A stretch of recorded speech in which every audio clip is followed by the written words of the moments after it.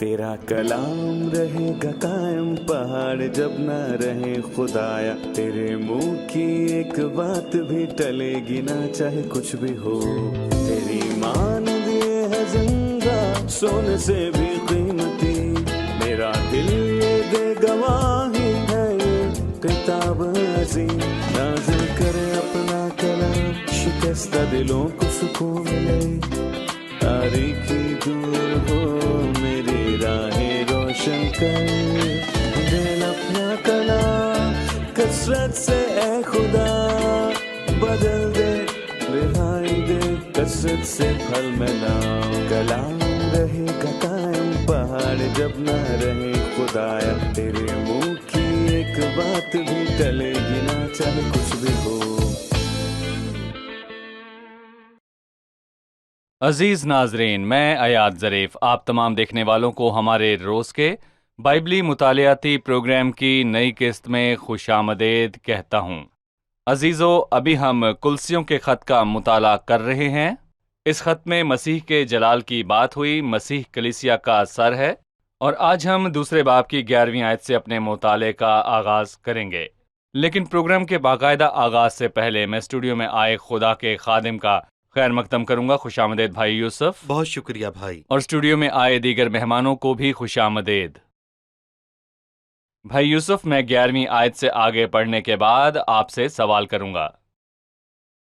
उसी में तुम्हारा ऐसा खतना हुआ जो हाथ से नहीं होता, यानी मसीह का खतना जिससे जिस्मानी बदन उतारा जाता है, और उसी के साथ बपतिस्मा में दफन हुए, और इसमें खुदा की कुव्वत पर ईमान लाकर जिसने उसे मुर्दों में से जिलाया उसके साथ जी भी उठे। और उसने तुम्हें भी जो अपने कसूरों और जिस्म की नामख्तूनी के सबब से मुर्दा थे और हुक्मों की वो दस्तावेज मिटा डाली जो हमारे नाम पर और हमारे खिलाफ थी, और उसको सलीब पर कीलों से जड़कर सामने से हटा दिया। उसने हुकूमतों और इख्तियारों को अपने ऊपर से उतार कर उनका बरमला तमाशा बनाया और सलीब के सबब से उन पर फतह याबी का शादियाना बजाया। भाई यूसुफ, मैं 11वीं आयत के मुतालिक बात करना चाहूँगा। खतना करना और जिस्मानी बदन उतारना मसीह में ये किस तरह होता है? जी हाँ, बिल्कुल। और मैं यहाँ पर ये कहना चाहूँगा कि इसी आयत में लिखा है कि उसी में मसीह ने हमारा खतना नहीं किया बल्कि मसीह में हमारा खतना हुआ। उसी में तुम्हारा ऐसा खतना हुआ जो हाथ से नहीं होता। और मैं यहाँ पर यह भी बात वाज़ेह करना चाहता हूँ कि यहूदी जिस्मानी खतने पर जोर दिया करते थे, पर पौलुस ने बताया कि हमारा खतना हो चुका है जो कि हाथ से नहीं होता। ये कब हुआ? उसी में तुम्हारा ऐसा खतना हुआ जो हाथ से नहीं होता। खतने का मतलब जिस्मानी हिस्सा काटना नहीं बल्कि गुनाह ज़दा फितरत को उतारना है। जिस्मानी बदन यानी कि गुनाह के बदन को उतारना ही दरअसल यहाँ पर असल मकसद है, और ये मसीह के खतने से हो सकता है। और मसीह के खतने से मुराद वो नहीं जिसका जिक्र लूका 2 में किया गया। और मैं कहूँगा कि जब मसीह 8 दिन का था तो मसीह का खतना इसलिए किया गया क्योंकि वो शरीयत के मातहत था। और यहाँ पर खतने से मुराद मसीह का मसलूब होना है। मरना, ममसूख, कत्ल जी हाँ, किया बिल्कुल। जाएगा। और ये सब कुछ सलीब पर हुआ, क्योंकि जब मसीह ने सलीब पर अपनी जान दी तो उसके मरने से, मसलूब होने से हमारे जिस्मानी बदनों को उतार दिया गया, और तब हमें ये अजीम बरकत हासिल हुई। अब हमें इस बदन को खूबसूरत बनाने की जरूरत है। हाँ, क्यों नहीं? क्योंकि मसीह की सलीब पर मौत के साथ ही हमारा जिस्मानी बदन उतारा गया।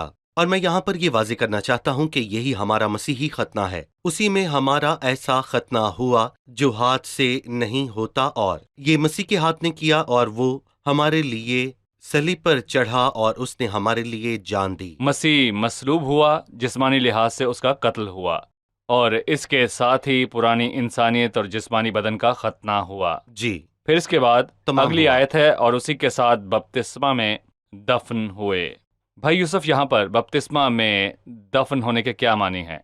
देखें, बहुत से लोग बपतिस्मे को पुराने अहदनामे के खतना से जोड़ते हैं। खतना पुराने अहदनामे की निशानी है, पर बपतिस्मा नए अहदनामे की। आपने कहा यह मसला होता है, मौत के बाद दफन होना है और बपतिस्मा दफन होना है, इसीलिए इसके लिए دفن ہونا پڑتا ہے۔ مسیح کے بپتسمے میں ہم نے دیکھا کہ وہ یوحنا بپتسمہ دینے والے کے ساتھ پانی میں گیا، اور فلپی اور حبشی خواجہ نے بھی پانی میں جا کر بپتسمہ لیا۔ یہ اس کے دفن مترادف ہونا۔ ہے۔ رومیو 6 میں لکھا ہے کہ اس کے ساتھ بپتسمے میں دفن ہوئے، اور یہاں اسی طرح دفن ہونے کا ذکر ہے۔ بپتسمے میں مرکزی خیال دفن ہونے کا ہے، اور پرانی انسانیت مسیح کے مصلوب ہونے کے ساتھ ہی ختم ہوئی۔ اور میں کہوں گا کہ ہم بھی اس بات کو ظاہر کرنا چاہتے ہیں، کیونکہ جب ہم نے بپتسمہ لیا تو پرانی انسانیت بدل گئی، اور ہم اسی کے ساتھ بپتسمے میں دفن ہوئے۔ اسی میں یعنی اسی کے ساتھ یعنی کہ مسیح میں دفن ہوئے، اور پھر میں کہوں گا اس کے ساتھ مسیح کی قوت پر ایمان لا کر اس کے ساتھ جی اٹھے بھی۔ ہم بپتسمے میں دفن ہوئے پر بپتسمے میں جی اٹھے۔ پہلے موت، پھر دفن ہونا بہت اور سال پہلے جی اٹھنا۔ مسیح نے صلیب پر جان دی، اور ہم جی، اس کے مسیح ساتھ کی صلیب موئے۔ میں پھر اس کے ساتھ بپتسمہ بپتسمے میں دفن ہوئے، اور نئی زندگی پا کر عملی طور پر جی اٹھے، اور پھر لوگ ہماری نئی شخصیت کو لوگ دیکھتے ہماری ہیں۔ نئی شخصیت کو دیکھتے ہیں۔ ہم جیسے پہلے ہم تھے جی اب اٹھنے ویسے کے بعد نہیں، نئے بلکہ ہوں نئے گے۔ ہیں۔ ہماری پرانی شخصیت دفن مسیح کے ہوئی، ساتھ صلیب پر مردہ ہوئی، وہ بپتسمہ کے پانی میں دفن ہوئی، اور اب بدل نئی گئی۔ شخصیت جی اٹھی ہے۔ ہم بپتسمے جی، میں اور نہیں اب بلکہ نئی مسیح میں جی جی اٹھے ہیں۔ صحیح، مطلب پرانی انسانیت صلیب پر ختم ہوئی اور بپتسمہ میں دفن ہوئی۔ صحیح۔ ٹھیک ہے، اسی کے ساتھ بپتسمے میں دفن ہوئے، اور اس میں خدا کی قوت میں ایمان لا کر جس نے اسے مردوں میں سے جلایا، اسی کے ساتھ جی بھی اٹھے۔ اس سے پہلے میں یہ جاننا چاہتا ہوں کہ مسیح کو مردوں میں سے کس نے جلایا؟ مسیح کے جی اٹھنے میں 3 شخصیات تھیں، اور میں کہوں گا کہ کفارے کا سب کام ان 3 شخصیات سے منسلک تھا۔ یہ تینوں اس میں شامل تھے، اور یہ کافی آیات سے ظاہر ہوتا ہے کہ باپ نے مسیح کو جلایا، اور باپ نے مسیح کے ساتھ ہمیں بھی مردوں میں سے جلایا، اور روح القدس نے مسیح کو جلایا۔ اور پہلے پطرس 3:18 میں لکھا ہے، وہ جسم کے اعتبار سے تو مر گیا، لیکن روح کے اعتبار سے زندہ کیا گیا۔ مسیح نے خود کو جلایا۔ یوحنا 2 باب میں لکھا ہے، اس مقدس کو ڈھا دو تو میں اسے 3 دن میں کھڑا کر دوں گا۔ اور یوحنا 10 باب کی 17 اور 18 آیت میں یہ لکھا ہے کہ مجھے اس کے دینے کا بھی اختیار ہے، اور اسے پھر لینے کا بھی اختیار ہے، اور یہ حکم میرے باپ نے مجھے دیا ہے۔ شکریہ۔ ہم وقفے کے بعد مہمانوں کے سوالات کے ساتھ حاضر ہوں گے۔ ناظرین، ملتے ہیں ایک چھوٹے سے وقفے کے بعد، ہمارے ساتھ رہیے۔ کیونکہ الوہیت کی ساری معموری اسی میں مجسم ہو کر سکونت کرتی ہے، یہ ثابت کرتا ہے کہ مسیح ہی خدا ہے۔ پہلا، الوہیت کی معموری اس میں مجسم ہوئی۔ دوسرا، یہ الوہیت کی انتہا ہے کہ ساری معموری اس میں مجسم ہو کر سکونت کرتی ہے۔ آخر میں یہ الوہیت کی کاملیت ہے، ساری معموری اسی میں مجسم ہوئی۔ اس سے لوگوں کی مختلف رائے اور خیالات کی تردید ہوتی ہے جو مسیح کی الوہیت کا انکار کرتے ہیں۔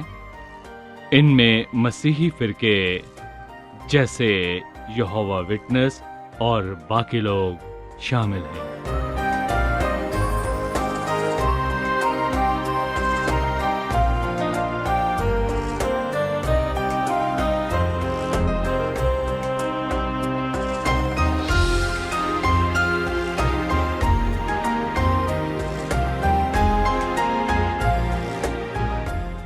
خوش آمدید۔ آئیے چلتے ہیں مہمانوں کی جانب اور جانتے ہیں ان کا سوال۔ 14ویں آیت، اور حکموں کی وہ دستاویز مٹا ڈالی جو ہمارے نام اور ہمارے خلاف تھے۔ حکموں کی دستاویز کون سی ہیں؟ جی بھائی یوسف، ہمارے جسمانی بدن کی بات ہوئی، اس کا حل ختنے سے ہوا، اور ہم مسیح کے ساتھ مرے اور بپتسمے میں اس کے ساتھ دفن ہوئے۔ پھر حکموں کے دستاویز کا ذکر ہوا، اس سے کیا مراد ہے؟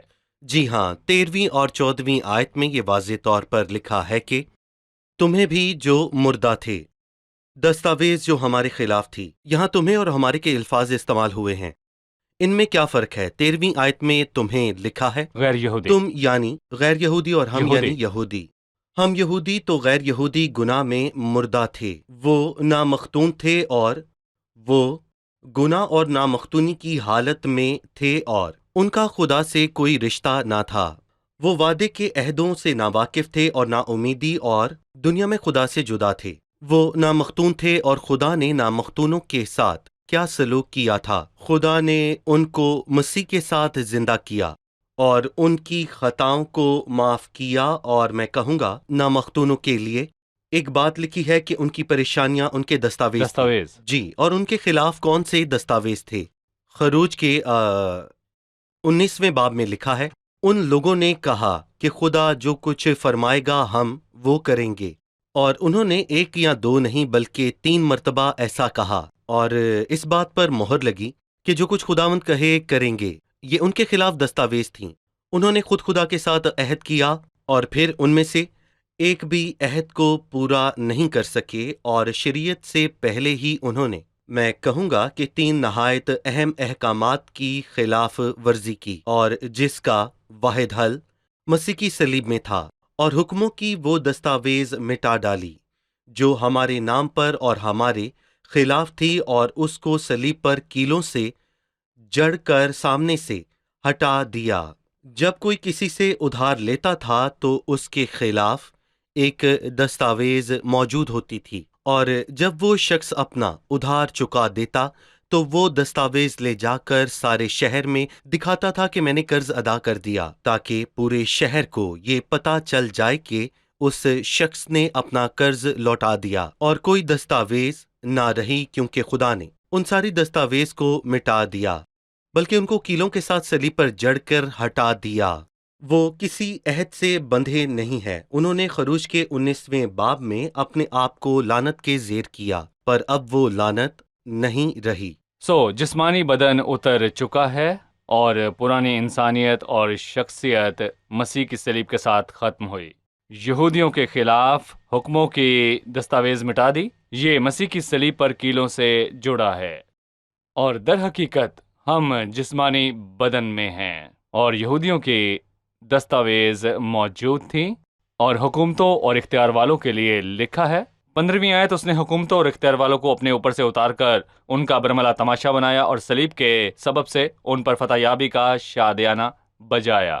یقیناً حکومت اور اختیار والوں کو چنا جاتا ہے، اور مقرب فرشتے بھی ہیں، یہاں ان کی بات نہیں ہوئی۔ اس نے گرائے ہوئے فرشتوں کی بات کی جو ابلیس کے پیروکار ہیں، اور وہ ہمارے گناہوں کو یاد رکھتے ہیں تاکہ ہمیں مشکل میں ڈال سکیں، اور وہ ہمارے گناہوں سے واقف ہیں۔ وہ خدا کے الہی تخت کے سامنے جا کر ان کو بتاتے ہیں، پر خدا صادق ہے، وہ کس طرح ہمیں معاف کرتا ہے۔ در حقیقت ہماری معافی ممکن نہیں۔ مسیح نے ہماری جگہ ہماری خاطر اپنی جان دی ہے، اور اس نے حکومت اور اختیار والوں کی سب سے قیمتی چیز لے لی ہے، اور وہ قیمتی چیز ہمارے خلاف دستاویز تھے، اور وہ ان دستاویز سے گناہوں کا حساب کرتے تھے، اور مسیح نے مصلوب ہو کر ان سے یہ اختیار لے لیا، کیونکہ وہ ہماری خاطر 2000 سال پہلے موا، اس نے ہماری خاطر جان دی۔ حکومتوں اور اختیار والوں سے اختیار لے لیا، اور جسمانی آنکھ سے دیکھیں تو لگتا ہے کہ حکومتوں نے مسیح کا اختیار چھینا، اور یسوع مسیح کو سولی پر لٹکا کر انہوں نے ایک مثال قائم کی، لیکن روحانی آنکھوں سے دیکھنے والے یہ جانتے ہیں کہ حکومتوں اور اختیار والوں کا اختیار چھینا گیا، اور یہ سب مسیح کے صلیب پر مصلوب ہونے سے ہوا۔ بھائی یوسف، میں کہوں گا اس حوالے کا سادہ ترجمہ یوں کیا جاتا ہے، اس نے ان کا اختیار لے لیا اور ان پر صلیب کے سبب سے فتح پائی، اور خدا کے بیٹے نے صلیب پر 3 کام کیے۔ اس نے جسمانی بدن کو اتارا اور ہمارے خلاف دستاویز کو مٹا دیا، اور حکومت اور اختیار والوں سے جی، بالکل اختیار لے صحیح لیا۔ لوگوں کہا۔ نے سوچا کہ صلیب ہی مسیح کا انجام ہے۔ شکست۔ ہم دیکھتے ہیں کہ اس نے ایک تیر سے 2 بلکہ 3 سے نشانے لگائے، لاکھوں کام کیے۔ 16ویں آیت میں لکھا ہے، پس کھانے پینے یا عید یا نئے چاند یا سبت کی بابت کوئی تم پر الزام نہ لگائے، کیونکہ یہ آنے والی چیزوں کا سایہ ہیں، مگر اصل چیزیں مسیح کی ہیں۔ اس تنبیہ کے متعلق کیا کہیں گے؟ رکیے، اس سے پہلے 8ویں آیت میں کہا کہ کوئی شخص تم کو اس فلسفی سے شکار نہ کر لے، اور یہاں پر یونانی فلسفے کے بارے میں تنبیہ کی گئی، اور یہاں پر اس نے یہودی قانون کے بارے میں بیان کیا۔ پھر 18ویں آیت میں مشرقی بھیدوں کا ذکر ہے۔ یہودی قانون کیا ہیں؟ پس کھانے پینے کی بابت کوئی تم پر الزام نہ لگائے۔ اور پرانے عہد نامے پر اس بات پر بہت زور دیا گیا کہ کیا کھائیں اور کیا پئیں، اور احبار کے 11ویں باب پر، 11 بلکہ میں کہوں گا کہ پورے باب میں اس پر بات ہوئی، اور یہودیوں کے لیے یہ بہت اہم ہے۔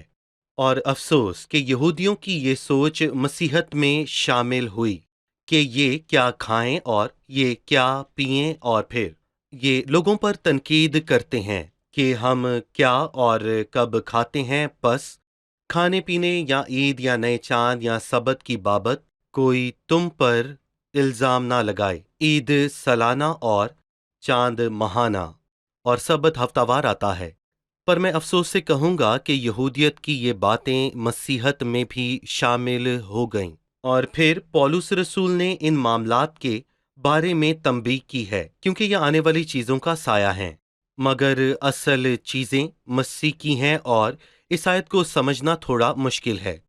سایہ یہ چیزوں کا سایہ ہے، اور سایہ میں کہوں گا کہ قلم کا چیز ایک کا۔ سایہ ہے، اور میں یہ بھی کہوں گا کہ اگر کوئی چیز موجود نہ ہو تو اس کا سایہ ہرگز نہیں ہوتا، اور پر ایک چیز کا سایہ مختلف چیز ہے، پر یہاں میں کہوں گا مسیح اصل ہے۔ مسیح اصلیت ہے، اور یہ بھی سچ ہے کہ مسیح ہی حقیقت ہے، پر کھانا پینا، عید، چاند اور سبت سب کے سائے ہیں، اور مسیح کے آنے کے بعد ہم اس سے معمور ہوں گے، اور اب ہم سائے کے نیچے نہیں بھاگتے۔ پرانے عہد نامے میں لوگ شریعت کے ماتحت تھے، یہ مسیح کا سایہ تھا جب تک مسیح حقیقت میں آ نہ جائے۔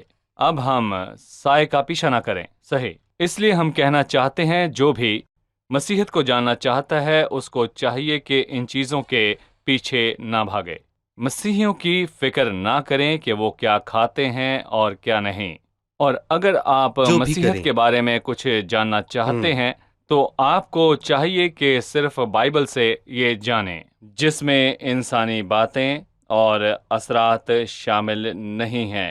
بائبل سے پڑھیں اور مسیحت کو جانیں۔ مسیحت میں کھانے پینے، وعدوں، دعا کے اوقات، مہینوں، سبت یا دونوں کے متعلق کوئی ممانعت یا ترجیحات موجود نہیں ہیں۔ یہی مسیحت ہے۔ ہم وقفہ لیں گے اور پھر مہمانوں کے سوالات کے ساتھ حاضر ہوں گے۔ ناظرین، ملتے ہیں ایک چھوٹے سے وقفے کے بعد، ہمارے ساتھ رہیے۔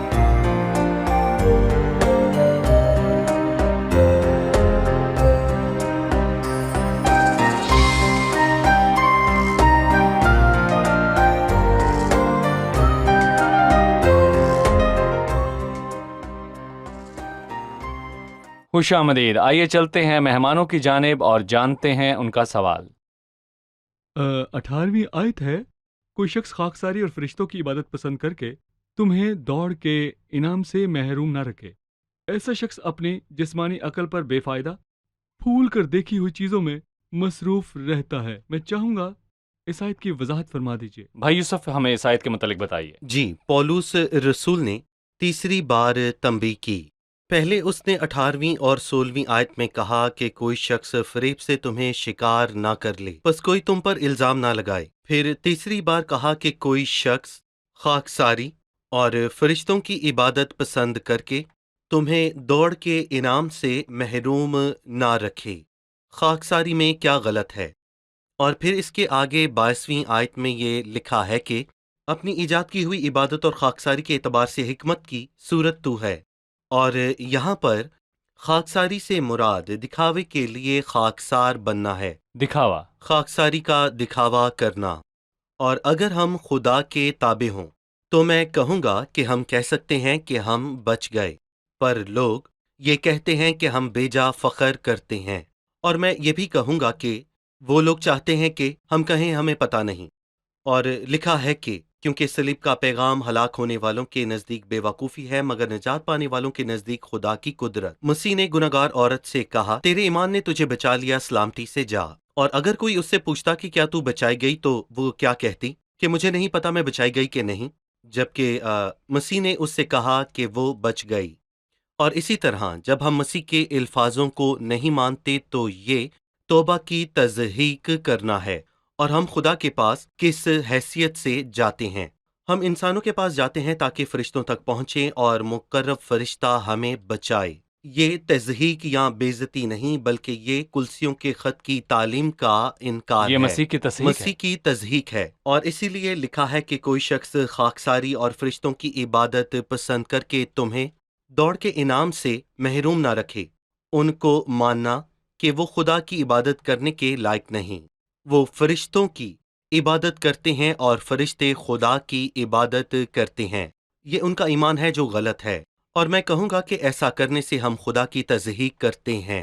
لکھا ہے کہ کوئی شخص خاکساری اور فرشتوں کی عبادت پسند کر کے تمہیں دوڑ کے انعام سے محروم نہ رکھے، تو میں کہوں گا کہ ان کے پاس کوئی مکاشفہ نہیں، ان کے پاس بائبل کا مکاشفہ نہیں، بلکہ وہ جسمانی عقل سے یہ سوچتے ہیں، جی، اور وہ اپنی عقل سے سوچتے ہیں۔ جسمانی عقل پر پھول کر دکھائی ہوئی چیزوں میں مصروف رہتا ہے۔ یہاں پر پہلے خاکساری کی بات ہوئی، پھر بھول جانے کی، اور ان کی خاکساری دکھاوا ہے کیونکہ وہ اپنی جسمانی عقل پر بے فائدہ پھول جاتے ہیں، جو کہ سچ میں بہت غلط ہے۔ بیت حسدہ کے حوض پر لوگ فرشتے کا انتظار کرتے تھے کہ پانی کو ہلائے۔ صحیح، ان کی امید فرشتے سے تھی۔ جی، خدا کا بیٹا ان کے پاس آیا، ان کو صرف ضرورت ایک نے نہیں، اس کو مانا۔ جی، ایک نے خدا کے بیٹے کے کلام کو قبول کیا، شاید حوض کے کنارے بیٹھنے والے فرشتے کے انتظار میں ہی مر گئے۔ یہ بہت عجیب ہے بھائی یوسف، جو لوگ آج بھی فرشتوں کی عبادت کرتے ہیں کلسیوں کا خط نہیں پڑھتے، اور بہت سی کلیسیاں فرشتوں کی عبادت کرتی ہیں، ان کے پاس بھی یہی بائبل موجود ہے جو ہمارے پاس ہے۔ اس میں کلسیوں کا خط ہے، کیا وہ اس اسے کو نہیں پڑھ پڑھتے؟ کر وہ اس کو پڑھ کر سمجھتے ہیں، پر میں کہوں گا کہ یہاں سوال یہ ہے کہ وہ اس پر ایمان لاتے ہیں کہ نہیں، کیا ان کے پاس بائبل ہے؟ پر لوگ بائبل کو گھر میں صرف برکت کے لیے یا ڈراونے خوابوں سے بچنے کے لیے تکیے کے نیچے رکھتے ہیں، نہ اس کو پڑھتے ہیں، نہ ہی اس کی تابعداری کرتے ہیں۔ تیری اور باتوں یہ کی سچ ہے، تشریح نور بخشتی ہے، صحیح، وہ سادہ دلوں کو عقل مند بناتی ہے۔ لکھا ہے، ایسا شخص اپنی جسمانی عقل پر بے فائدہ پھول کر دیکھی ہوئی چیزوں میں رہتا ہے، اور اس سر کو پکڑے نہیں رہتا جس سے سارا بدن جوڑوں اور پٹھوں کے وسیلے سے پرورش پا کر اور باہم پیوستہ ہو کر خدا کی طرف سے بڑھتا جاتا ہے۔ یہاں سر کا ذکر ہوا۔ سر کا بدن کے ساتھ کیا تعلق ہے، ہمیں اس کے متعلق بتائیں۔ اس نے، میں کہوں گا کہ ہمیں یاد دلایا کہ مسیح سر ہے، اور وہی حکومت اور اختیار کا سر ہے۔ وہ سب فرشتوں کا سر ہے، وہ سب فرشتوں اور اختیارات کا سر ہے، اور سب قدرتیں اس کے تابع کی گئی ہیں، اور مسیح سر ہے اور ہم اس کے بدن کے اعضاء ہیں۔ اور ہم فرشتوں کی عبادت کیوں کریں جبکہ سب فرشتے اور اختیارات اور سب قدرتیں اس کے تابع کی گئی ہیں؟ اور میں کہوں گا کہ سمجھنے والے لوگ اس کو غور سے سنیں۔ اس نے یہ کیوں کہا کہ مسیح ہمارا سر ہے؟ تاکہ ہم اس بات کو سمجھ سکیں کہ فرشتوں کی عبادت کرنا سچ میں کتنا بڑا گناہ ہے۔ یوحنا فرشتے کو سجدہ کرنے کے لیے گرا تو فرشتے نے کہا، خبردار ایسا نہ کر، کیونکہ میں بھی تیرا ہم خدمت ہوں۔ مسیح کی گواہی نبوت کی یہاں فرشتہ روح ہے۔ کرنیلیس نے پترس کو سجدہ کرنا چاہا تو اس نے کیا کہا؟ میں بھی تو انسان ہوں، خدا کو سجدہ کر۔ اور پھر میں کہوں گا کہ اگر کوئی تعلیم اس کے صحیح۔ برعکس ہے تو پھر یہ واضح ہے کہ وہ تعلیم نئے عہد نامے کے بالکل برعکس ہے۔ 20ویں آیت ہے، جب تم مسیح کے ساتھ دنویں ابتدائی باتوں کی طرف سے مر گئے تو پھر ان کی مانند جو دنیا میں زندگی گزارتے ہیں انسانی احکام اور تعلیم کے موافق ایسے قاعدوں کے کیوں پابند ہوتے ہو کہ اسے نہ چھونا، اسے نہ چکھنا، اسے ہاتھ نہ لگانا، کیونکہ یہ سب چیزیں کام میں لاتے لاتے فنا ہو جائیں گی۔ ان باتوں میں اپنی ایجاد کی ہوئی عبادت اور خاکساری اور جسمانی ریاضت کے اعتبار سے حکمت کی صورت تو ہے، مگر جسمانی خواہشوں کے روکنے میں ان سے کچھ فائدہ نہیں ہوتا۔ اس نے کہا کہ ہم مسیح کے ساتھ مر گئے تو اب حکومتوں اور اختیاروں کے پابند نہیں۔ آپ ہمیں اس آخری منٹ میں ان اہم باتوں کے متعلق کچھ بتائیے۔ دیکھیں، اس نے یہاں پر دنیاوی چیزوں کا ذکر کیا ہے، یعنی یہودی قائد و قوانین اور یونانی فلسفے اور مشرقی بھید، اور میں کہوں گا کہ ان کی دنیاوی حکومت۔ اس نے کہا کہ ہم مسیح کے ساتھ مر چکے اور اب ہم ان کے پابند نہیں۔ اگر ہم دنیاوی باتوں کی طرف سے زندہ ہوتے تو ہم ان کی فکر کرتے، پر ہم مر چکے، اب نئی انسانیت کے ساتھ پھر زندہ ہوئے۔ اور تیسرے باب میں کہا کہ جب تم مسیح کے ساتھ جلائے گئے ہو تو عالم بالا کی چیزوں کی تلاش میں رہو، یہ فکر نہ کرو کہ کیا کھاتے اور پیتے ہو۔ پس سب چیزیں انسانی احکام اور تعلیم کے موافق ختم ہو جائیں گی، اور بے شک یہ خاکساری اور جسمانی ریاضت کے اعتبار سے حکمت کی صورت ہے، پر میں کہوں گا کہ ان کا کچھ فائدہ نہیں، یہ جسمانی تسلی ہے۔ اور میں کہوں گا کہ وہ لوگ جو ان کو مانتے ہیں ان وہ کی اپنے تسلی ہے۔ آپ سے مکمل طور پر مطمئن ہوتے ہیں، اور یہ اس خاکساری کے بالکل برعکس ہے جس کا وہ دعویٰ کرتے ہیں، کیونکہ وہ انا سے بھرے ہیں۔ خاکسار شخص اپنی تعریف کرتا ہے، نہ ہی اپنے بارے میں برا سوچتا ہے۔ اور دراصل میں کہوں گا کہ خاکساری یہ ہے کہ ان کو اپنی فکر نہ ہو۔ یہ انسانی احکام اور تعلیم انسانی۔ ہے۔ جی انسانی۔ ہم قسط کے اختتام پر پہنچ چکے ہیں۔ اگلی قسط میں ہم اس مطالعے کو جاری رکھیں گے۔ ابھی وقت ہے کہ ہم جانیں کہ مہمانوں نے آج کیا سیکھا۔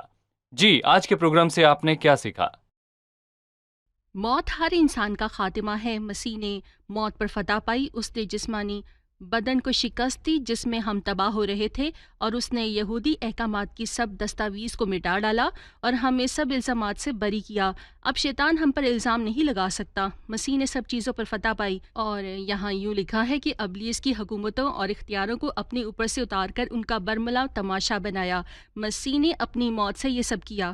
اب مسیح زندہ ہے اور ہم اس کے ساتھ جی اٹھے ہیں۔ صحیح۔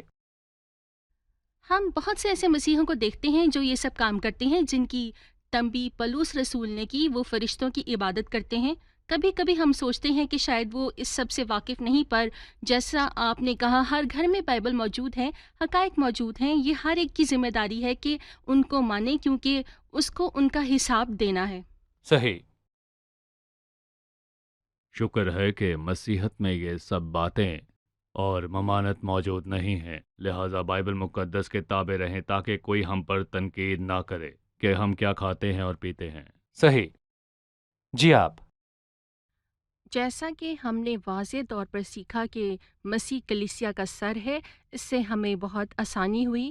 ہم خاکسار ہوتے ہیں، یہ دکھاوے کے لیے بالکل بھی نہیں ہے۔ ہمیں صحیح اور غلط سمجھنے میں آسانی ہوتی ہے۔ ہمیں معلوم ہے کہ مسیح ہمارا سر ہے، اور اس میں انسانی بات یا اثرات بالکل شامل نہیں ہیں۔ صحیح۔ شکریہ۔ خدا آپ کو برکت دے۔ بھائی یوسف، آپ کا خدا بھی آپ کو شکریہ۔ برکت دے۔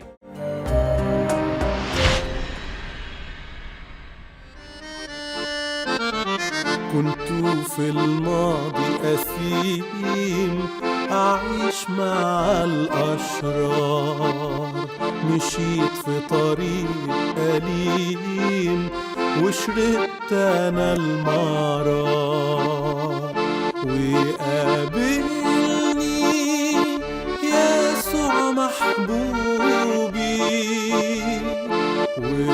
وطهرني من كل ذنوبي، وقال جاهد واسهر خليك في انتظار۔ تیرا کلام رہے گا قائم، پہاڑ جب نہ رہے خدایا، تیرے منہ کی ایک بات بھی ٹلے گی نہ چاہے کچھ بھی ہو، تیری مانند یہ ہے زندہ سونے سے بھی قیمتی، میرا دل یہ دے گواہی ہے یہ کتاب عظیم، نازل کرے اپنا کلام، شکستہ دلوں کو سکون ملے، تاریکی دور ہو میری راہیں روشن کر، دل اپنا کلام کثرت سے اے خدا بدل دے، رہائی دے کثرت سے پھل ملاؤ، کلام رہے گا قائم، پہاڑ جب نہ رہے خدایا، تیرے منہ کی ایک بات بھی ٹلے گی نہ چاہے کچھ بھی ہو۔